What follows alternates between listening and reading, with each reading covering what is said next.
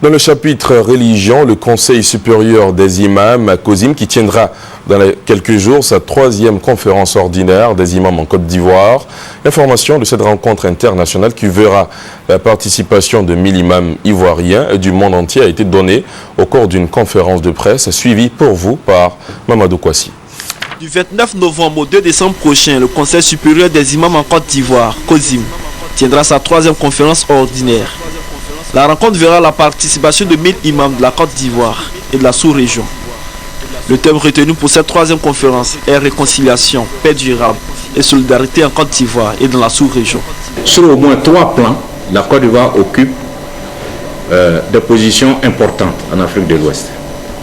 Sur le plan social, humain, Dieu a fait que la Côte d'Ivoire est un résumé de l'Afrique de l'Ouest sur le plan de la présence humaine.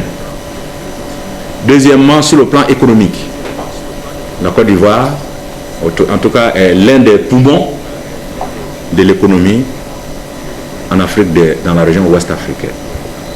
S'ajoute à ces 2 positions dominantes et importantes le fait qu'aujourd'hui, le président de la République de Côte d'Ivoire est aussi le président en exercice de la CEDEAO. Pour toutes ces raisons, les imams ont trouvé que nous ne pouvons pas traiter ces sujets importants sans associer les imams et prendre en compte les préoccupations de l'ensemble de l'Afrique de l'Ouest.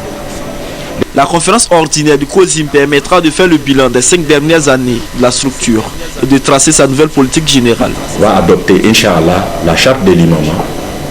La conférence va analyser les possibilités de pouvoir mettre dans toutes les mosquées de Côte d'Ivoire des registres uniformisés au niveau de toutes les mosquées de Côte d'Ivoire, des registres et des certificats concernant le mariage, le décès, la naissance et la conversion à l'islam. 15 pays du monde musulman sont attendus à cette rencontre qui se tiendra à la grande mosquée de la Riviera. 5 sous-thèmes sont retenus, dont le rôle des imams dans la consolidation de la cellule familiale.